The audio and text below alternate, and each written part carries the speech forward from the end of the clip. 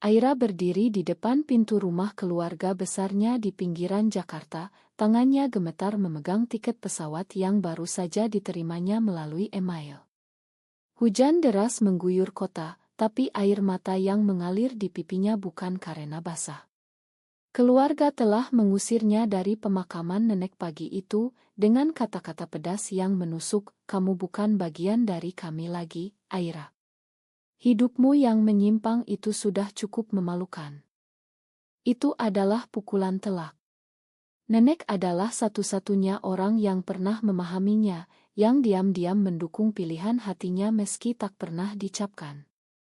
Aira ingat bagaimana nenek sering menyelinap memberi nasihat bijak saat malam-malam panjang, "Ikuti hatimu, nak, tapi jangan lupakan akar." Tapi sekarang, akar itu sendiri yang memutusnya. Saudara-saudaranya, ayah, dan ibu, semuanya sepakat, seorang lesbian tak layak hadir di acara suci keluarga. Mereka tak tahu bahwa Aira sudah berjuang bertahun-tahun menyembunyikan rahasianya, sampai akhirnya terbongkar karena sebuah oto lama dengan kekasihnya, Lita. Aira menatap ponselnya, pesan dari Lita berkedip, "Aku di sini, sayang. Datanglah ke bandara." Tapi bandara. Tiket itu bukan dari Lita. Itu dari maskapai penerbangan tempat Aira bekerja sebagai pramugari. Penerbangan mendadak ke Bali. Wajib ganti seat karena kru sakit. Aira tertawa getir. Di saat dia paling butuh waktu untuk berduka, pekerjaan justru memanggilnya pergi. Apakah ini kebetulan, atau nasib yang sedang mempermainkannya? Dia tak punya pilihan. Jika menolak, dia bisa kehilangan pekerjaan satu-satunya yang memberinya kebebasan dari tekanan keluarga. Dengan hati hancur, Aira naik taksi ke Bandara Soekarno-Hatta. Hujan semakin deras, mencerminkan kekacauan dalam dirinya. Di perjalanan, dia ingat masa kecilnya di rumah sederhana di Depok, di mana ayahnya, seorang guru agama, selalu menekankan nilai-nilai tradisional. Perempuan harus menikah dengan laki-laki, membangun keluarga, katanya berulang kali. Aira kecil dulu mengangguk patuh, tapi saat remaja, dia menyadari perasaannya berbeda. Pertemuan dengan Lita di kampus Universitas Indonesia mengubah segalanya. Lita, mahasiswa seni yang berani dan bebas, membuat Aira merasa utuh untuk pertama kalinya. Tapi cinta itu datang dengan harga mahal. Keluarga Aira, yang konservatif dan taat agama, tak pernah bisa menerima. Saat rahasia terbongkar 6 bulan lalu, ayahnya marah besar, memaksa Aira keluar rumah. Ibu diam saja, tapi matanya penuh kecewaan. Saudara laki-lakinya, Budi, yang paling okal, "Kamu bikin malu keluarga. Bagaimana kalau tetangga tahu?" Aira pindah ke apartemen kecil di Jakarta Selatan, dekat dengan Lita. Hidup baru dimulai, tapi luka lama tak pernah sembuh. Di bandara, Aira check-in dengan wajah pucat. Rekan kerjanya, Maya, menyapanya dengan senyum. "Aira, kamu baik-baik saja? Kelihatan capek." Aira menggeleng, berusaha tegar. "Hanya hujan, Mai." Tapi dalam hati, dia bertanya-tanya, mengapa hidup harus begini? Mengapa mencintai seseorang yang sejenis harus dianggap dosa? Di Indonesia, di mana undang-undang tak secara eksplisit melarang, tapi masyarakat yang menghukum. Teman-temannya di komunitas sering bercerita tentang diskriminasi, tapi Aira selalu berharap keluarganya berbeda. Ternyata tidak. Penerbangan ke Bali berlangsung mulus, tapi pikiran Aira bergolak. Di atas awan, dia melihat pulau-pulau hijau di bawah, mengingatkannya pada liburan keluarga dulu. Nenek selalu bilang Bali adalah surga, tapi surga sejati ada di hati. Aira tersenyum pilu. Apakah hatinya masih punya surga? Lita adalah cahayanya, tapi keluarga adalah akarnya. Haruskah dia memilih satu? Sesampai di Bali, Aira check-in ke hotel kru.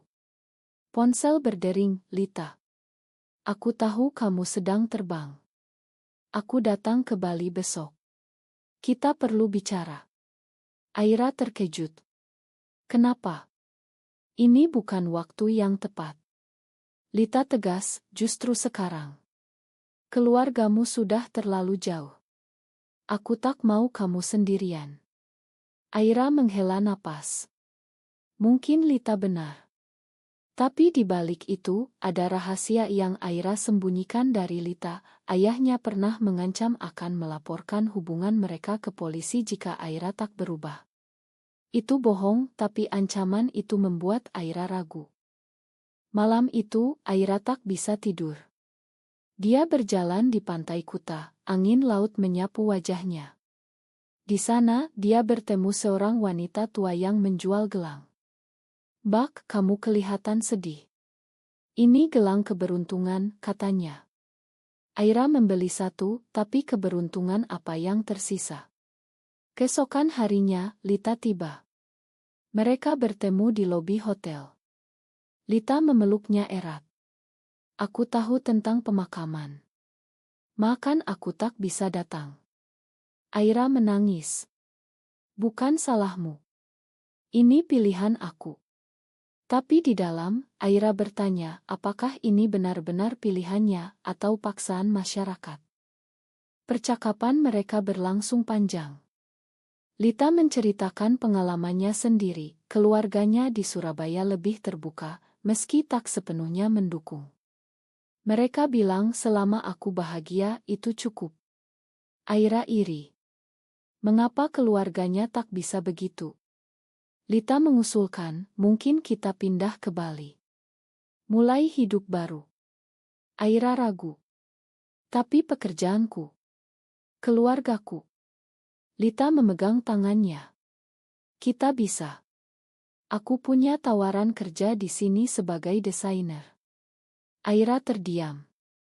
Ini adalah keputusan besar, tapi mungkin satu-satunya jalan keluar. Tapi tak semudah itu. Saat mereka berjalan di pantai, ponsel Aira berdering, "Budi. Aira, nenek meninggalkan surat untukmu. Tapi ayah bilang kalau kamu tak berubah, surat itu dibakar." Aira terpaku. Surat dari nenek. Apa isinya? Ini adalah pukulan baru. Dia harus kembali ke Jakarta, tapi bagaimana? Penerbangan balik besok, tapi hati sudah terbelah.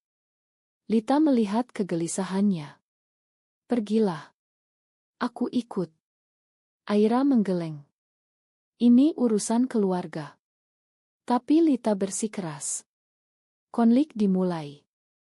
Penerbangan balik ke Jakarta terasa lebih panjang dari biasanya. Aira duduk di kursi kru, mata menatap keluar jendela, tapi pikirannya melayang ke surat nenek.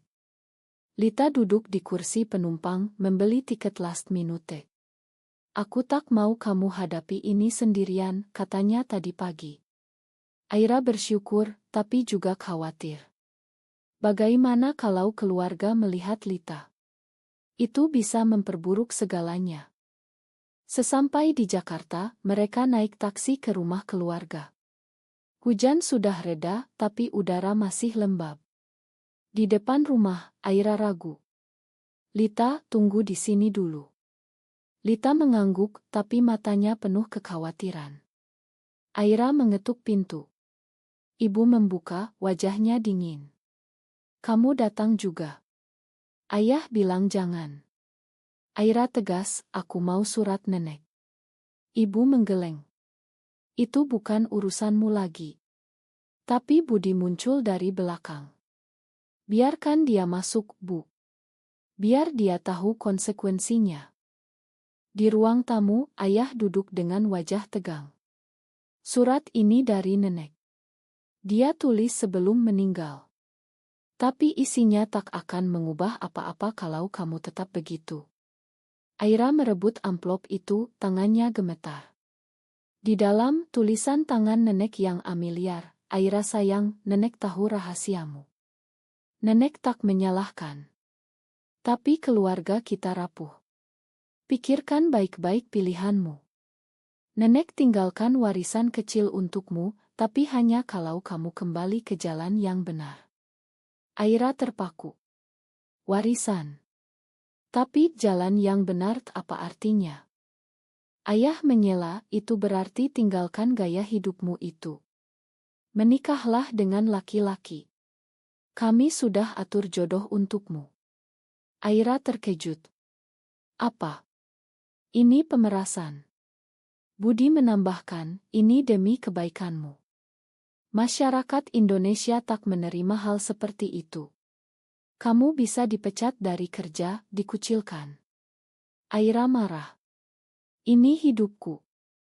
Nenek tak bermaksud begini. Tapi ayah tegas, nenek ingin keluarga utuh. Pilih warisan dan keluarga atau dia. Dia yang dimaksud adalah Lita. Aira keluar rumah dengan amarah membara. Lita menunggu di taksi. Bagaimana? Aira ceritakan semuanya. Lita marah, mereka memanipulasi surat nenek. Jangan percaya. Tapi Aira ragu. Warisan itu bisa membantunya mandiri, mungkin membeli rumah kecil. Tapi harga meninggalkan Lita. Itu tak mungkin. Atau mungkin. Pikiran gelap mulai merayap. Malam itu di apartemen mereka bertengkar pertama kali. Lita, kamu pertimbangkan warisan itu. Itu artinya tinggalkan aku. Aira, bukan begitu. Aku hanya lelah berjuang. Mungkin kita sembunyikan dulu. Lita terluka, sembunyikan.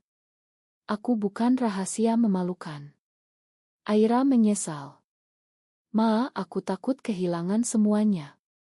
Mereka tidur terpisah, pertama kalinya. Pagi harinya, Aira dapat pesan dari Maya, ada gosip di kantor. Seseorang bilang kamu lesbian. Hati-hati. Aira panik. Siapa yang bocorkan? Keluarga. Dia hubungi Budi. Kamu yang sebarkan rumor. Budi dingin, bukan aku. Tapi kalau kamu tak berubah, mungkin lebih buruk. Aira sadar, ini tekanan. Di Indonesia, di mana komunitas sering diintimidasi, rumor bisa hancurkan karir. Aira putuskan temui atasan. Di kantor maskapai, bosnya, Pak Hadi, memanggilnya. Aira, ada laporan. Benarkah? Aira bohong, tidak, Pak. Itu Itnah. Pak Hadi mengangguk. Baik, tapi jaga nama baik perusahaan. Aira lega sementara, tapi tahu ini tak akan berakhir. Lita usul, kita gabung komunitas di Jakarta. Mereka bisa bantu. Aira ragu. Itu berisiko. Polisi sering raya. Tapi Lita meyakinkan. Mereka pergi ke pertemuan rahasia di kai kecil di Kemang. Di sana, Aira bertemu banyak orang seperti dirinya, cerita tentang penolakan keluarga, diskriminasi kerja. Seorang wanita, Rina, berbagi, aku kehilangan anak karena ini. Tapi aku tak menyesal. Cinta adalah hak. Aira terinspirasi, tapi juga takut. Pulang, Aira dapat telepon dari ibu, Aira, ayah sakit. Datanglah. Tapi sendirian. Aira curiga. Apakah ini jebakan? Lita, jangan pergi. Mereka manipulasi. Tapi Aira, dia ayahku. Keputusan diambil, pergi sendirian. Di rumah sakit, ayah terbaring lemah. Aira, pikirkan ulang. Demi keluarga. Aira menangis. Ayah, aku tak bisa ubah siapa aku. Ayah diam, tapi matanya penuh penyesalan. Saat keluar, Budi menunggu. Kalau kamu tolak jodoh, warisan hilang. Aira tegas, ambil saja. Aku punya Lita. Tapi dalam hati keraguan tumbuh. Hari-hari berikutnya terasa seperti mimpi buruk. Aira kembali bekerja, tapi rumor di kantor semakin kencang. Rekan-rekan memandangnya aneh, bisik-bisik di belakang. Maya, sahabatnya, akhirnya bertanya, Aira, benar nggak? Aku dukung kamu kok. Aira mengaku benar. Tapi jangan bilang siapa-siapa. Maya memeluknya. Rahasiaku aman. Tapi keesokan harinya, Aira dipanggil Pak Hadi lagi. Ada komplain dari penumpang. Mereka bilang kamu tak pantas jadi pramugari. Aira terkejut. Siapa? Pak Hadi, anonim. Kamu cuti dulu, ya. Aira hancur. Ini akhir karirnya. Di rumah, Lita marah besar. Pastinya keluargamu. Kita laporkan. Aira lelah, laporkan apa? Tak ada bukti. Mereka bertengkar lagi. Lita, kamu terlalu lemah terhadap mereka. Aira, mereka keluargaku. Lita pergi keluar, meninggalkan Aira sendirian. Malam itu, Aira minum anggur, jarang dia lakukan. Pikirannya melayang ke masa lalu, pertama kali bertemu Lita di kampus, tawa mereka di warung makan, ciuman pertama di bawah hujan. Itu indah, tapi sekarang semua rusak. Keesokan paginya, Lita kembali dengan wajah pucat. Aku bertemu teman lama. Dia bilang ada tawaran kerja di Singapura untuk kita berdua. Aira terkejut. Singapura. Di sana lebih terbuka untuk Lita mengangguk. Ya, tapi kita harus tinggalkan Indonesia. Aira ragu. Keluargaku. Nenek. Lita, mereka sudah tinggalkan kamu. Kata-kata itu menusuk. Aira setuju diskusikan, tapi dalam hati, dia tak siap. Sore itu, Budi datang ke apartemen. Aira, ayah minta maaf. Dia ingin ketemu Lita. Aira curiga. Kenapa tiba-tiba? Budi, dia sadar salah. Datanglah besok. Aira ceritakan ke Lita. Lita, ini jebakan. Jangan. Tapi Aira, mungkin kesempatan rekonsiliasi. Mereka pergi bersama. Di rumah, ayah menyambut dingin. Lita, ya. Duduklah. Percakapan tegang. Ayah, aku tak setuju, tapi kalau Aira bahagia. Lita, terima kasih, Pak. Tapi tiba-tiba, polisi datang. Ada laporan penganiayaan moral. Aira panik. Ternyata Budi yang laporkan, atas nama ayah. Ini demi kebaikanmu, kata Budi. Mereka dibawa ke kantor polisi. Interogasi berlangsung berjam-jam. Polisi, hubungan kalian melanggar norma masyarakat. Lita marah, tak ada undang-undang yang larang. Polisi, tapi kami bisa tahan untuk investigasi. Aira menangis. Ini mimpi buruk. Maya datang sebagai saksi, mereka tak salah. Akhirnya, dibebaskan karena kurang bukti, tapi peringatan diberikan. Pulang, Lita, lihat. Keluargamu pengkhianat. Aira, aku tak percaya Budi lakukan itu. Tapi bukti jelas. Keesokan harinya, Aira konfrontasi Budi.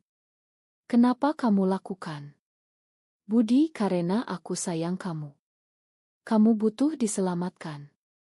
Aira, ini bukan penyelamatan, ini penghancuran. Budi menangis, Ma, Aira. Ayah yang suruh. Aira hancur. Ayahnya yang manipulati. Dia putus hubungan dengan keluarga. Tapi harga kesepian. Lita mendukung kita pindah ke Singapura. Aira setuju. Mereka mulai urus Isa. Tapi tak semudah itu. Di komunitas LGBT, Rina bilang banyak yang pindah, tapi luka tetap ada. Aira sadar. Di malam hari, dia mimpi nenek, pilih yang buatmu bahagia.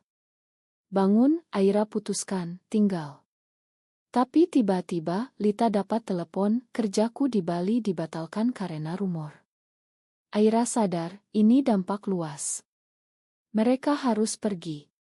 Packing dimulai. Tapi di tengah itu ibu datang. Aira, jangan pergi. Ayah menyesal. Aira, terlambat, Bu.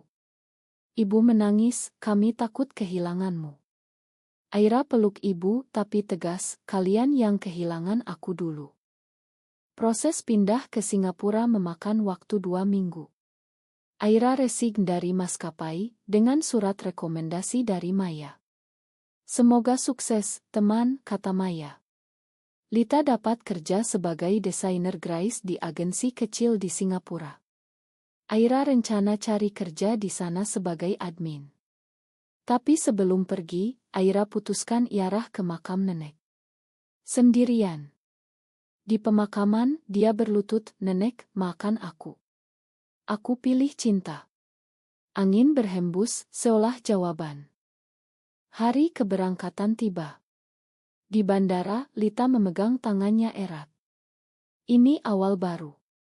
Aira mengangguk, tapi mata berkaca. Saat boarding, ponsel berdering, "Ayah.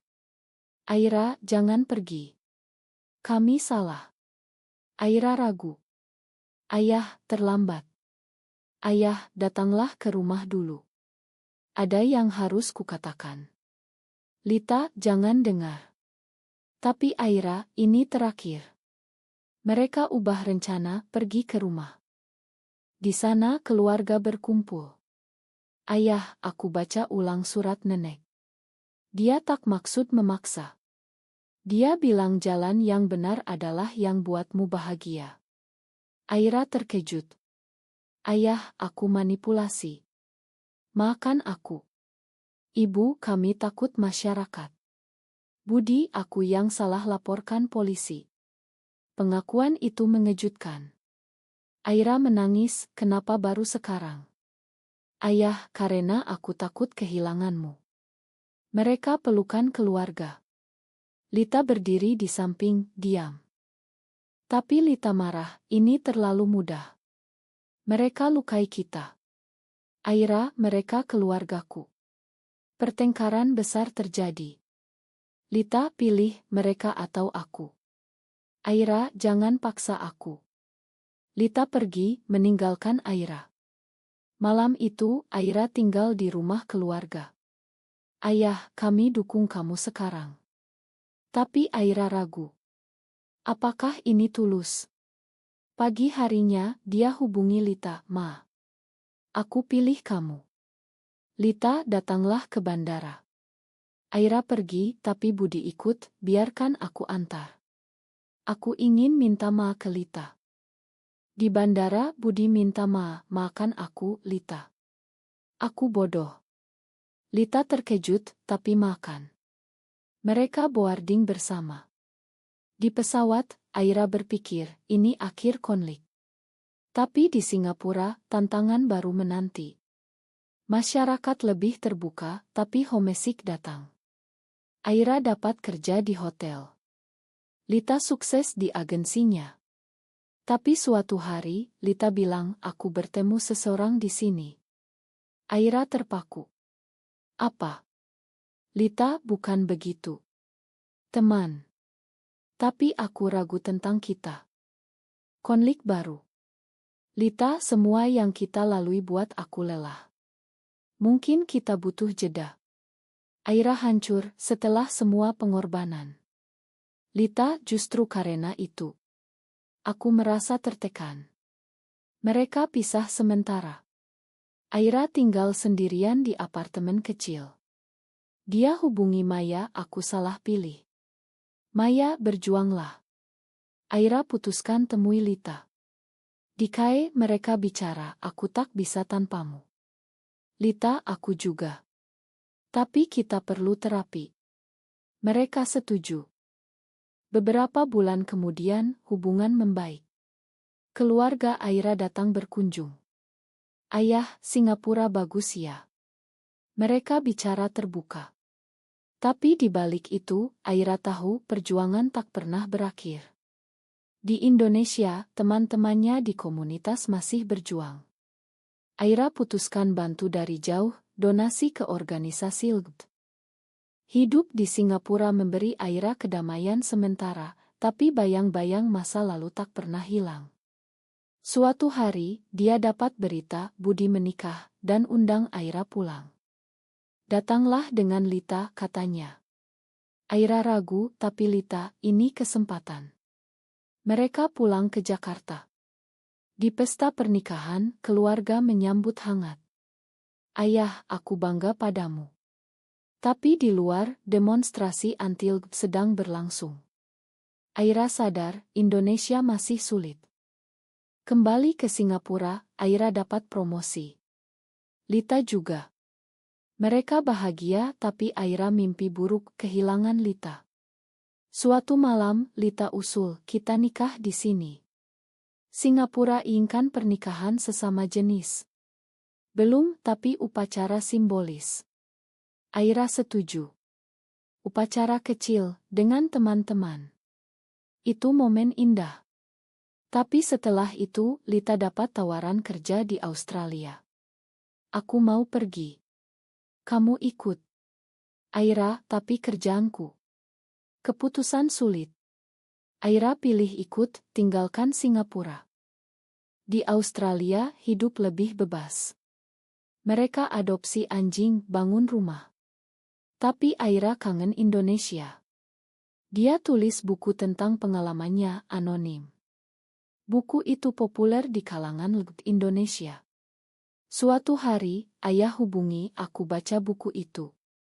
"Itu kamu ya?" Aira akui. "Ayah, makan kami dulu."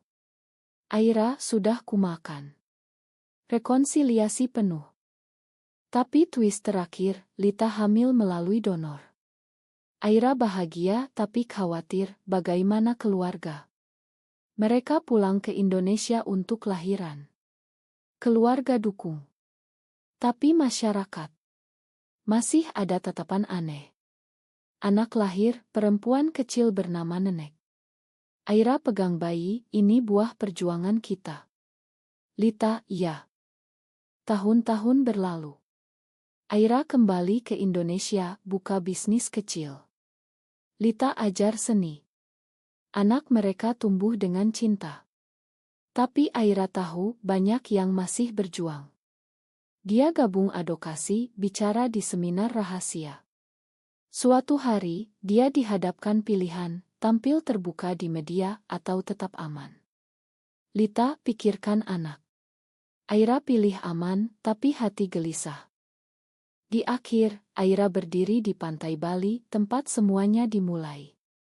Dia ingat harga yang dibayar, kehilangan pekerjaan, hampir kehilangan keluarga, pertengkaran dengan Lita. Tapi juga dapat cinta sejati, rekonsiliasi, kehidupan baru. Apakah semua itu layak? Apakah mengorbankan norma masyarakat demi cinta pribadi selalu merupakan pilihan yang benar?